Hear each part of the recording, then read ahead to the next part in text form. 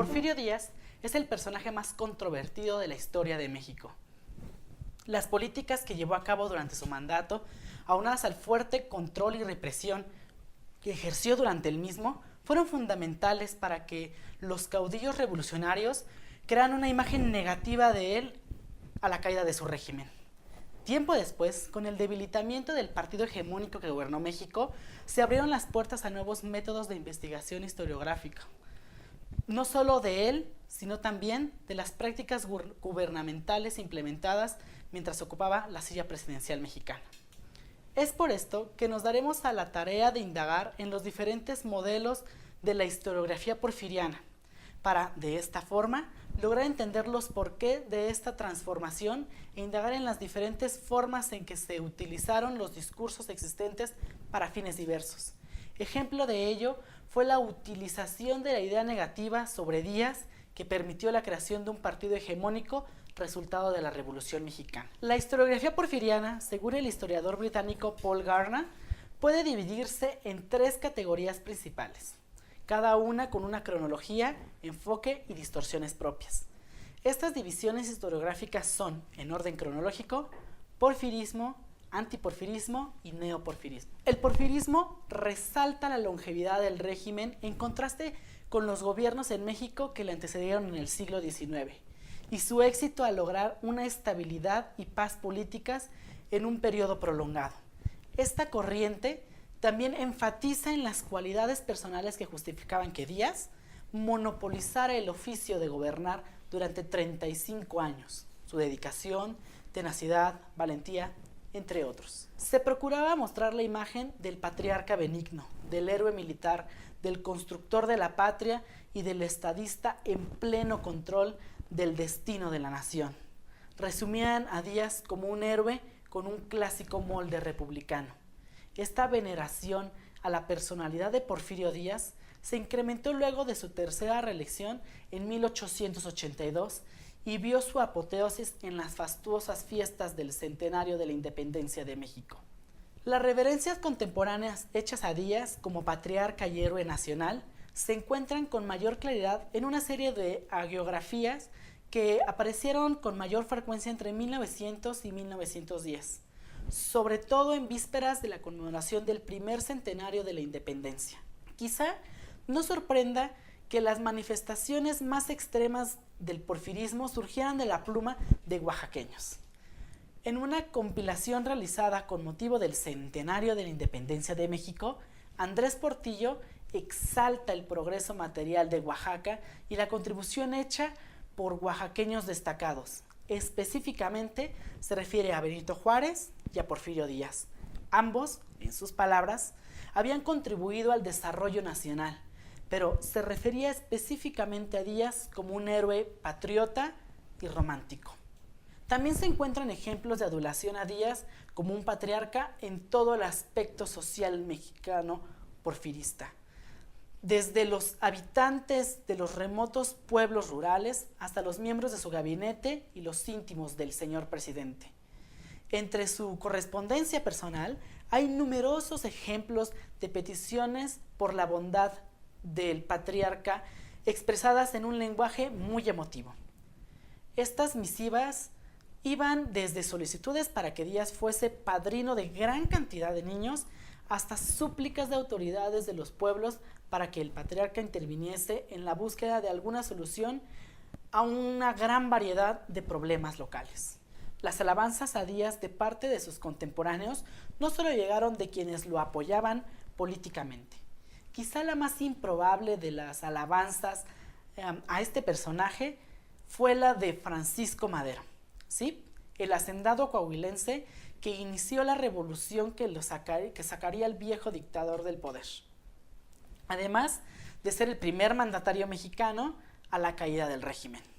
En su crítica del régimen de Díaz, publicada en 1909, La sucesión presidencial de 1910, habla con respeto del general Díaz y cómo lo considera un hombre distinguido que defendió el suelo patrio para luego ostentar el poder que usó con tanta moderación. Fuera de México, las alabanzas contemporáneas de Díaz surgieron también de fuentes inesperadas. José Martí, intelectual radical y líder del Partido Revolucionario Cubano, halagaba abiertamente a Díaz como un patriota que había luchado de manera consistente por la independencia del continente americano. Pero este no sería el único caso, pues la imagen de Díaz en el extranjero era muy positiva, tanto de él mismo como de su régimen, sobre todo en la última década del siglo XIX. Melesio Parra publicó en 1900 un compendio de puntos de vista y escritos intitulado El señor general Porfirio Díaz, juzgado en el extranjero. Es un recuento de periódicos estadounidenses, centroamericanos, sudamericanos y europeos, estos últimos sobre todo de España y Francia, donde se refieren a los buenos manejos del régimen de Díaz. Otro inesperado halago viene de León Tolstoy, novelista realista ruso decimónico, al cual se le reconoce por anarquista, pacifista y anticlerical, muy lejos de ser conservador o adulador de dictadores. En sus Naturalezas Fuertes, publicadas en el London Chronicle, muestran a un Díaz que sacó a México del caos y lo llevó a la civilización. Además, justifica los métodos autocráticos del presidente, diciendo que estos eran necesarios para la construcción de un organismo nacional. Díaz surge entonces como un ser mítico casi divino que creó por sí solo la nación mexicana.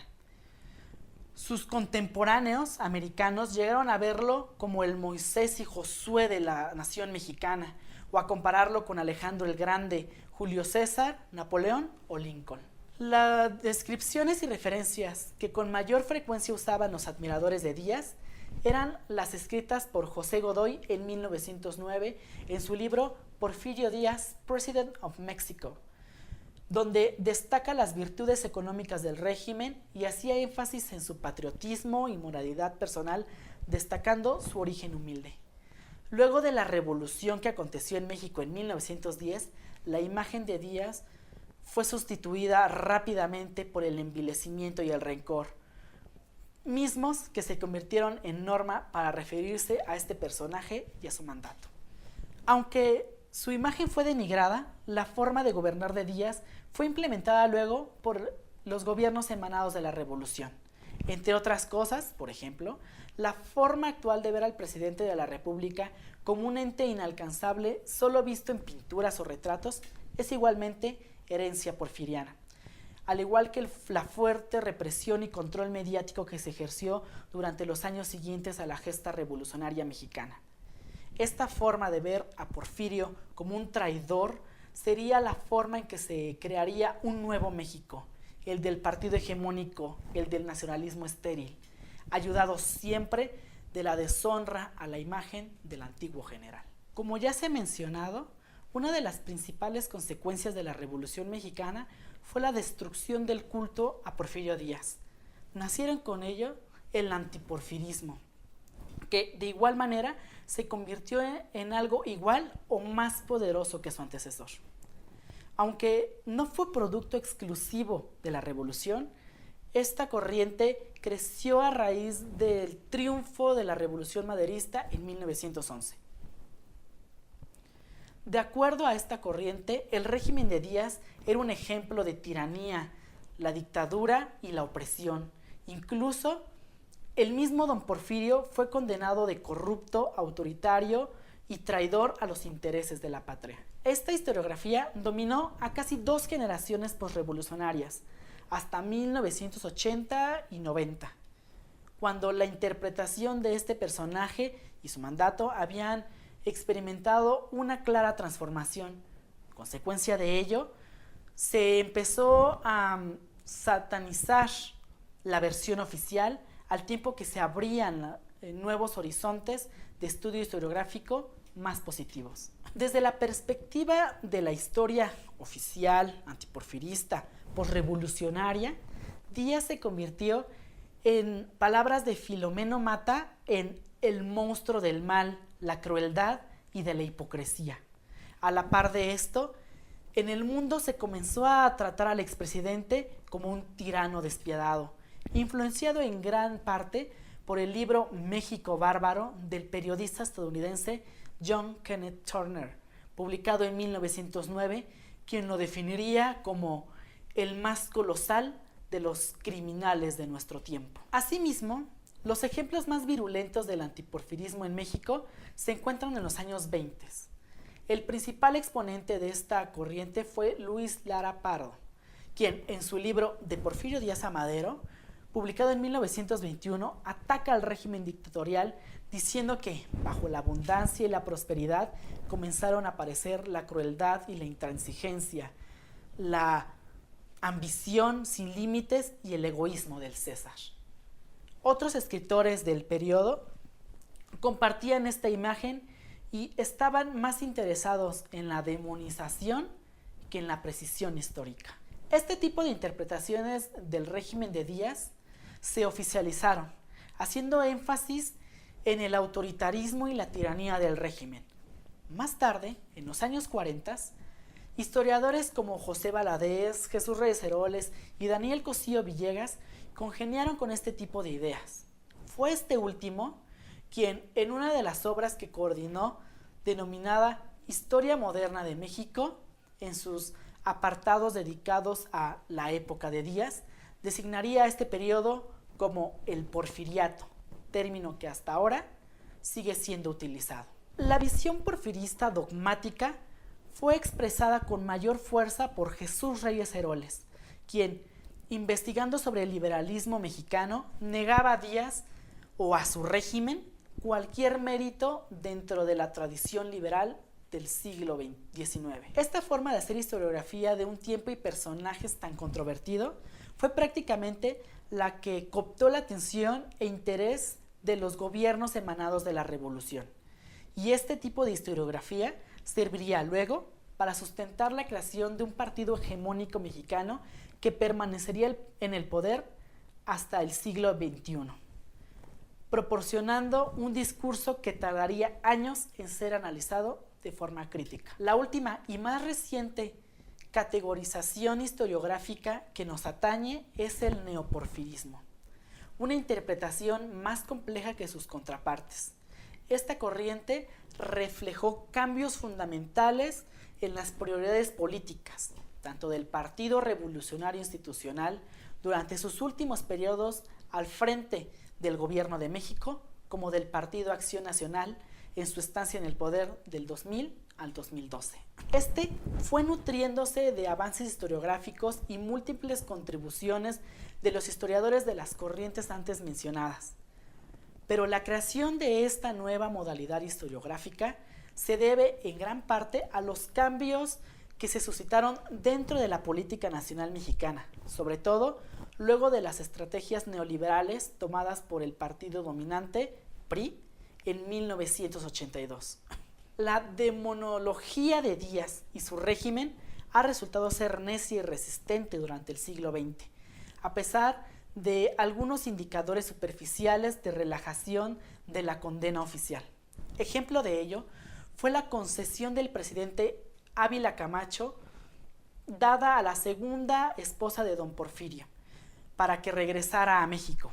A pesar de ello, los esfuerzos de la familia por regresar los restos de este personaje a México han resultado infructíferos.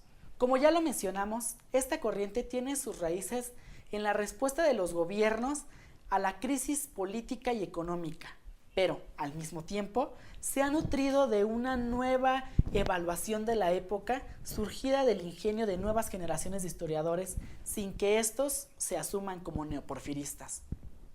El intelectual Francisco Bulnes es uno de los más citados para este revisionismo historiográfico, igual que su obra El verdadero Díaz y la Revolución.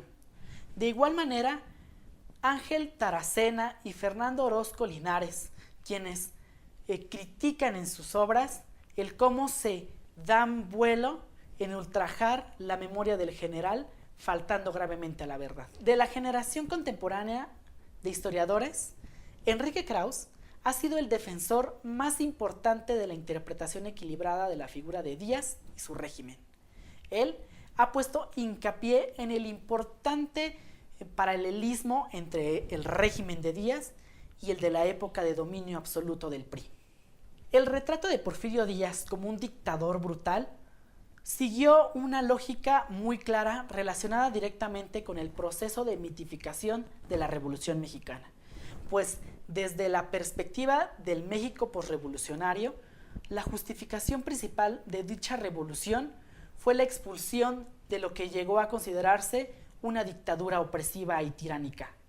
Con estas circunstancias, la evaluación equilibrada de Díaz y del régimen ha sido, en el mejor de los casos, difícil y en el peor, prácticamente imposible. En mi opinión, aún hace falta reconocer abierta y plenamente las aportaciones que hiciera Porfirio Díaz a la construcción del Estado y la nación en México.